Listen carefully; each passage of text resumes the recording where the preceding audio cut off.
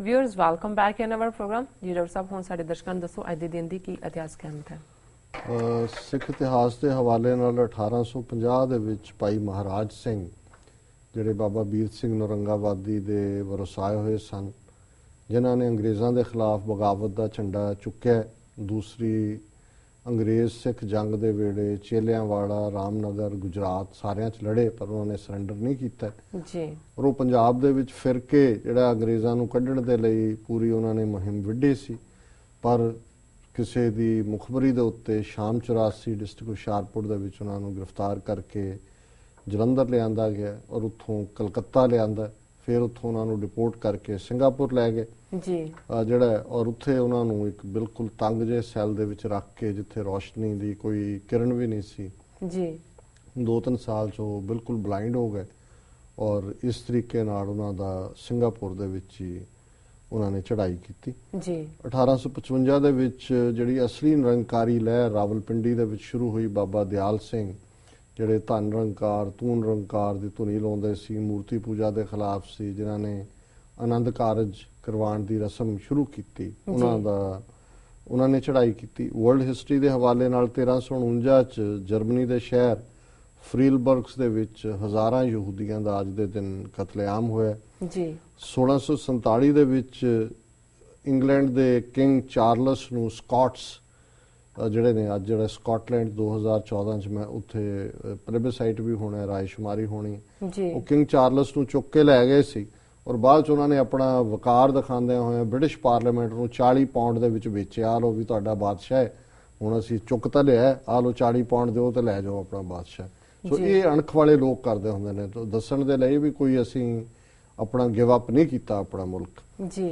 1661 ਦੇ ਵਿੱਚ ਇੰਗਲੈਂਡ ਦੀ ਕਾਮਨਵੈਲਥ ਦੇ ਲਾਰਡ ਪ੍ਰੋਟੈਕਟਰ ਓਲੀਵਰ ਸੀ, ਜਿਸ ਦੀ ਲਾਸ਼ ਨੂੰ ਕਬਰ 'ਚੋਂ ਕੱਢ ਕੇ ਤੇ ਫਾਂਸੀ ਤੇ ਲਟਕਾਇਆ ਗਿਆ।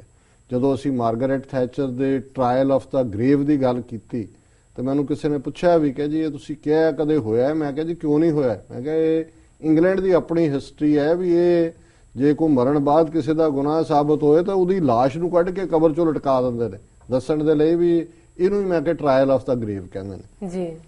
1798 ਦੇ ਵਿੱਚ ਵਰਮੌਂਟ ਦਾ ਕਾਂਗਰਸਮੈਨ ਮੈਥਿਊ ਸੀ, ਕਿਸੇ ਕਾਂਗਰਸ ਦੇ ਵਿੱਚ ਡਿਬੇਟ ਹੋਈ, ਉਹ ਤੱਤਾ ਹੋਇਆ, ਤੇ ਕਨੈਟੀਕਟ ਦਾ ਮਿਸਟਰ ਗ੍ਰਿਸਵਾਰਡ ਕਾਂਗਰਸਮੈਨ ਸੀ, ਉਹਦੇ ਮੂੰਹ ਤੇ ਉਹਨੇ ਥੁੱਕਿਆ ਕਾਂਗਰਸ ਦੇ ਚੱਲ ਰਹੇ ਸੈਸ਼ਨ ਦੇ ਵਿੱਚ। ਸੋ ਇਹ ਵੀ ਜਦੋਂ ਲੜਦੇ ਰਹੇ ਨੇ ਥੁੱਕਦੇ ਵੀ ਰਹੇ ਨੇ ਇੱਕ ਦੂਜੇ ਦੇ ਜੀ। 1815 ਦੇ ਵਿੱਚ ਜਿਹੜੀ ਕਾਂਗਰਸ ਦੀ ਲਾਇਬ੍ਰੇਰੀ ਬਿਲਕੁਲ ਸੜ ਕੇ ਸੁਆਹ ਹੋ ਗਈ ਸੀ, ਉਹਨੂੰ ਦੁਬਾਰਾ ਰੀਐਸਟੈਬਲਿਸ਼ ਕੀਤਾ ਹੈ ਔਰ ਜੈਫਰਸਨ ਨੇ 6500 ਵਾਲੀਅਮ ਕਿਤਾਬਾਂ ਦੇ ਦਿੱਤੇ ਜੀ। 1928 ਦੇ ਵਿੱਚ ਪਹਿਲਾ ਰੇਡੀਓ ਟੈਲੀਫੋਨ ਕਨੈਕਸ਼ਨ ਨੀਦਰਲੈਂਡ ਔਰ ਯੂਨਾਈਟਿਡ ਸਟੇਟਸ ਦੇ ਵਿੱਚ ਐਸਟੈਬਲਿਸ਼ ਹੋਇਆ। 1933 ਦੇ ਵਿੱਚ ਐਡੋਲਫ ਹਿਟਲਰ ਅੱਜ ਦੇ ਦਿਨ ਜਰਮਨ ਦਾ ਚਾਂਸਲਰ ਬਣਿਆ ਜੀ। 1948 ਦੇ ਵਿੱਚ ਅੱਜ ਦੇ ਦਿਨ ਗਾਂਧੀ ਸ਼ਾਟ ਡੈਡ ਜੀ। 1965 ਦੇ ਵਿੱਚ ਵਿੰਸਟਨ ਚਰਚਲ ਜਿਹੜਾ ਯੂਕੇ ਦੇ ਵਿੱਚ ਬ੍ਰਿਟਨ ਦਾ ਬਹੁਤ ਵੱਡਾ ਲੀਡਰ ਹੋਇਆ, ਜਿਹਨੇ ਸੈਕੰਡ ਵਰਲਡ ਵਾਰ ਜਿੱਤ ਕੇ ਦਿੱਤੀ, ਉਸ ਦਾ ਸਟੇਟ ਫਿਊਨਰਲ ਹੋਇਆ 1965 ਜੀ। ਡਾਕਟਰ ਸਾਹਿਬ ਤੁਹਾਡਾ ਬਹੁਤ ਬਹੁਤ ਧੰਨਵਾਦ। ਸਾਡਾ ਅੱਜ ਦਾ ਸਵਾਲ ਹੈ, ਪੰਜਾਬ ਦੇ ਮੁੱਖ ਮੰਤਰੀ ਪ੍ਰਕਾਸ਼ ਸਿੰਘ ਬਾਦਲ ਦਾ ਕਹਿਣਾ ਹੈ ਕਿ ਗੁਜਰਾਤ ਦੇ ਗੋਧਰਾ ਦੰਗਿਆਂ ਦਾ ਮੁਕਾਬਲਾ ਨਵੰਬਰ 84 ਦੀ ਸਿੱਖ ਨਸਲਕੁਸ਼ੀ ਨਾਲ ਨਹੀਂ ਕੀਤਾ ਜਾ ਸਕਦਾ। ਇਸ ਬਾਰੇ ਤੁਹਾਡਾ ਕੀ ਕਹਿਣਾ ਹੈ? ਦੇਖੋ, ਪਹਿਲਾਂ ਵੀ ਅਸੀਂ ਇਹਦੇ ਰੋਲ ਨੂੰ ਹੁਣੇ ਹੀ ਡਿਸਕਸ ਕਰਕੇ ਹਟੇ। ਮੈਂ ਸਮਝਦਾ ਵੀ ਅੱਜ ਤਾਂ ਕਿਉਂਕਿ ਏਜੰਸੀਆਂ ਦੇ ਲਈ ਇਹ ਕੁਹਾੜੀ ਦਾ ਦਸਤਾ ਹੈ, ਜੋ ਕਹਿਣ ਉਹ ਠੀਕ ਹੈ। ਲੋਕਾਂ ਦੇ ਵਿੱਚ ਵੀ ਉਹ, ਜਿਵੇਂ ਮੈਂ ਅੱਗੇ ਕਿਹਾ ਸੀ ਵੀ ਸਾਡੀ ਬਹੁਤ ਗਿਣਤੀ ਨੇ ਗਾਂਧੀ ਦੇ 3 ਬਾਂਦਰਾਂ ਦੀ ਤਰ੍ਹਾਂ ਮੂੰਹ ਤੇ ਹੱਥ ਰੱਖਿਆ ਹੋਇਆ, ਕੰਨਾਂ ਤੇ ਰੱਖਿਆ ਹੋਇਆ, ਅੱਖਾਂ ਤੇ ਰੱਖਿਆ ਸੀ ਵੀ ਦੇਖਣਾ ਨਹੀਂ, ਕੁਝ ਵੀ ਬੋਲਣਾ ਵੀ ਨਹੀਂ ਹੈ ਜੀ, ਤੇ ਇਹਨਾਂ ਦੇ ਵਿਰੁੱਧ ਸੁਣਨਾ ਵੀ ਨਹੀਂ ਹੈ ਜੀ ਜੀ। ਪਰ ਜਿਹੜੇ ਬਾਜ਼ਮੀਰ ਨੇ, ਜਾਗਦੀਆਂ ਜ਼ਮੀਰਾਂ ਵਾਲੇ ਨੂੰ ਜਾਣਦੇ ਨੇ ਵੀ ਇਹ ਕਿਵੇਂ ਕੰਡੇ ਬੀਜ ਰਿਹਾ ਘੱਟ ਗਿਣਤੀਆਂ ਦੇ ਲਈ ਜੀ। ਇਹ ਕਦੇ ਖੂਨ ਦਾ ਤੁਸੀਂ ਮੁਕਾਬਲਾ ਨਹੀਂ ਕਰਦੇ ਕਿ ਜੀ ਮਰਡਰ ਇੱਕ ਦਾ ਹੋਏ ਕਿ 1000 ਦਾ ਹੋਏ, ਮਰਡਰ ਹੁੰਦਾ।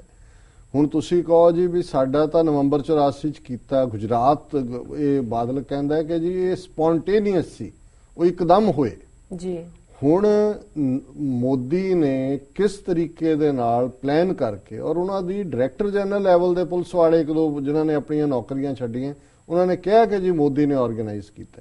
ਪਰ ਕਿਉਂਕਿ ਪ੍ਰਕਾਸ਼ ਸਿੰਘ ਬਾਦਲ ਮੋਦੀ ਨੂੰ ਔਰ ਇਹ ਪਿਓ ਪੁੱਤਰ ਪ੍ਰਧਾਨ ਮੰਤਰੀ ਦੇ ਉਮੀਦਵਾਰ ਦੇ ਤੌਰ ਤੇ ਵੇਚ ਰਹੇ ਨੇ ਤੇ ਜੇ ਇਹ ਐਡਮਿਟ ਕਰਨ ਕਿ ਵੀ ਗੁਜਰਾਤ ਦੇ ਵਿੱਚ ਜੋ ਮੁਸਲਮਾਨਾਂ ਦੇ ਨਾਲ ਹੋਇਆ ਉਹ ਵੀ ਨਸਲਕੁਸ਼ੀ ਸੀ, ਜਿਹੜੀ ਸੀ ਬਿਲਕੁਲ ਜੋ ਕੁਝ ਇਹ ਠੀਕ ਹੈ, ਨਵੰਬਰ 84 ਪਲਾਨ ਇੰਦਰਾ ਗਾਂਧੀ ਨੇ ਭਾਵੇਂ ਪਹਿਲਾਂ ਕੀਤਾ ਸੀ, ਰਾਜੀਵ ਗਾਂਧੀ ਨੇ ਐਗਜ਼ੀਕਿਊਟ ਕੀਤਾ ਹੈ। ਗੁਜਰਾਤ ਵਾਲਾ ਵੀ ਸਾਰਾ ਗੋਧਰਾ ਕਾਂਡ ਫਰਾਡ ਸੀ, ਕੋਈ ਅੱਗ ਉੱਗ ਨਹੀਂ ਲੱਗੀ, ਇੱਕ ਬਹਾਨੇ ਦੇ ਨਾਲ ਉਹਨਾਂ ਨੇ ਪਹਿਲਾਂ ਹੀ ਪਲਾਨ ਕੀਤਾ ਹੋਇਆ ਸੀ ਕੀ ਕਰਨਾ ਹੈ। ਫਰਕ ਇੰਨਾ ਹੈ ਵੀ ਸਿੱਖਾਂ ਦੀ ਨਸਲਕੁਸ਼ੀ ਸਿੱਧੇ ਤੌਰ ਤੇ ਕਾਂਗਰਸ ਨੇ ਆਰਗੇਨਾਈਜ਼ ਕੀਤੀ, ਇੰਦਰਾ ਗਾਂਧੀ, ਰਾਜੀਵ ਗਾਂਧੀ ਨੇ, ਜੀ ਔਰ ਬੀਜੇਪੀ ਨੇ ਉਹਨਾਂ ਦੇ ਨਾਲ ਹਮਦਰਦੀ ਰੱਖੀ ਜੂਨ 84 ਵੇਲੇ ਵੀ। ਔਰ ਗੁਜਰਾਤ ਦੇ ਵਿੱਚ ਜੋ ਮੁਸਲਮਾਨਾਂ ਦੇ ਨਾਲ ਹੋਇਆ ਉਹ ਬੀਜੇਪੀ ਨੇ ਸਿੱਧੇ ਤੌਰ ਤੇ ਕਤਲੇਆਮ ਕੀਤਾ ਹੈ ਮੁਸਲਮਾਨਾਂ ਦਾ। ਕਾਂਗਰਸ ਉਹਨਾਂ ਦੇ ਨਾਲ ਹੀ ਰਲੀ ਰਹੀ ਹੈ, ਕਿਉਂਕਿ ਜੇ ਕਾਂਗਰਸ ਨਾਲ ਨਾ ਰਲੀ ਹੁੰਦੀ ਕਦੇ ਕਾਂਗਰਸ ਨੇ ਗੁਜਰਾਤ ਦੇ ਮੁਸਲਮਾਨਾਂ ਦਾ ਜਿਹੜਾ ਕਤਲੇਆਮ ਹੈ ਉਹਨੂੰ ਉਹਨਾਂ ਨੇ ਇਸ਼ੂ ਹੀ ਨਹੀਂ ਬਣਾਇਆ, ਇਲੈਕਸ਼ਨ ਇਸ਼ੂ। ਜੀ ਸੋ ਹੁਣ ਬਾਦਲ ਜੇ ਇੱਕ ਘੱਟ ਗਿਣਤੀ ਭਾਰਤ ਦੇ ਨਕਸ਼ੇ 'ਚ ਮੁਸਲਮਾਨ ਨੇ, ਵੱਡੀ ਘੱਟ ਗਿਣਤੀ 140 ਮਿਲੀਅਨ, ਉਹਨਾਂ ਵੱਲ ਪਿੱਠ ਕਰਕੇ ਇਹ ਜਿਹੜਾ ਕਾਤਲ ਹੈ ਨਰਿੰਦਰ ਮੋਦੀ, ਜਿਹੜਾ 60,000 ਸਿੱਖ ਕਿਸਾਨਾਂ ਨੂੰ ਵੀ ਕੱਢ ਰਿਹਾ। ਇੱਕ ਤਾਂ ਹੁੰਦਾ ਨਾ ਜੇ ਕੋਈ ਤੁਹਾਡਾ ਕੋਈ ਭਲਾ ਕਰ ਦਿੱਤਾ ਹੋਏ, ਫਿਰ ਵੀ ਕਦੇ ਕਾਤਲ ਦਾ ਸਾਥ ਨਹੀਂ ਦੇਣਾ ਚਾਹੀਦਾ। ਸੋ ਇਹ ਕੰਡੇ ਬੀਜ ਰਿਹਾ, ਔਰ ਅਸੀਂ ਸਮਝਦੇ ਹਾਂ ਕਿ ਇਸ ਗੱਲ ਦੇ ਲਈ ਕਦੇ ਵੀ ਇਹ ਅਸੀਂ